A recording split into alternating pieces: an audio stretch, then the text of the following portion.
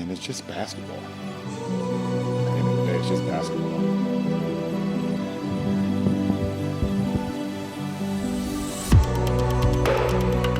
LeBron James, regarded by many a lost soul as the greatest NBA player to ever hit the hardwood, certainly gets a lot of hate. His fans can't understand why. I can.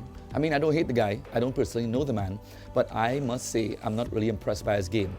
Never have and never will be. I watch Michael Jordan play, and honestly, it's chalk and cheese, but I digress. LeBron has said and done some very questionable things during his career, but none got him more hate than when he declared himself the greatest of all time. You know, the GOAT. Right there made me the greatest player of all time. For That's so what many I felt. reasons. His critics and fans alike collectively cringed at that one. Even Satan probably recoiled at the sound of that word vomit.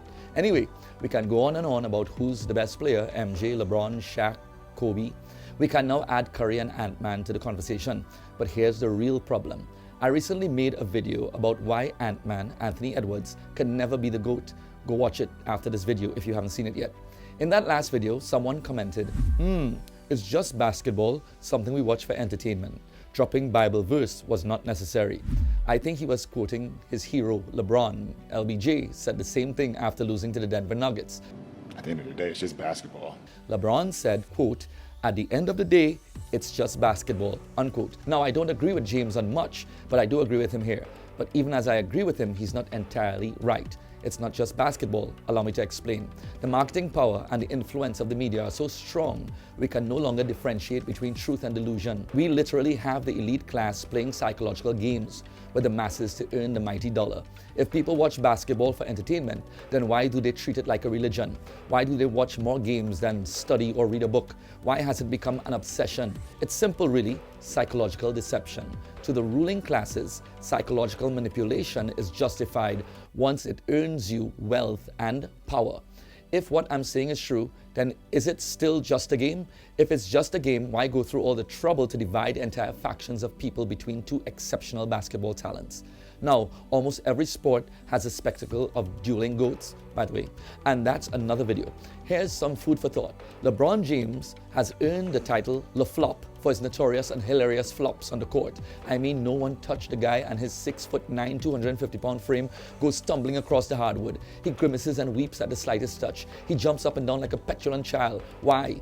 Could it be, and I may be reaching here, but could it be that he knows that none of this is actually real? He knows that for the entirety of his career, he has been propped up by the media and the NBA, and that his life and his game are nothing more than a clever marketing campaign.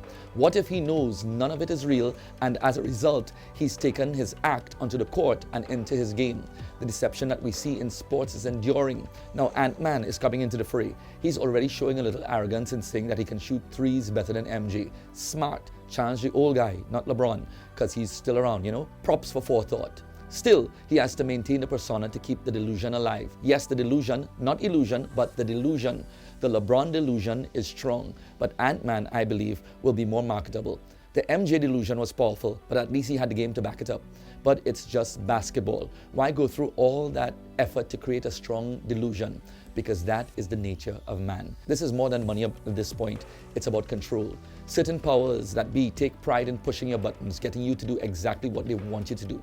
They make you choose what they tell you to choose, and despite your own eyes telling you things to the contrary.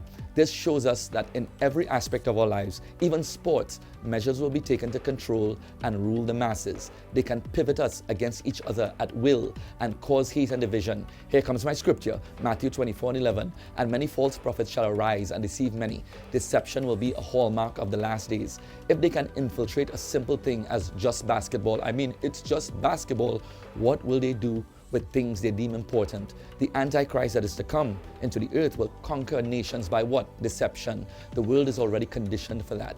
We've seen the world isolate itself, quarantine, bend the knee, and cower in fear. And it's no coincidence that our favorite sports celebrities were all too eager to show us how to bow. Think about it. No one had to imprison us. We imprisoned ourselves in the name of the greater good. Honestly, not many people know the price that LeBron and MJ had to pay for their titles. Is it worth it? Probably not. How else do you explain a man who literally owes his entire persona to the game of basketball, trivializing his claim to fame by saying, at the end of the day, it's just basketball? Now think about that. I'm wading through this water, Lord, for better or for worse. And all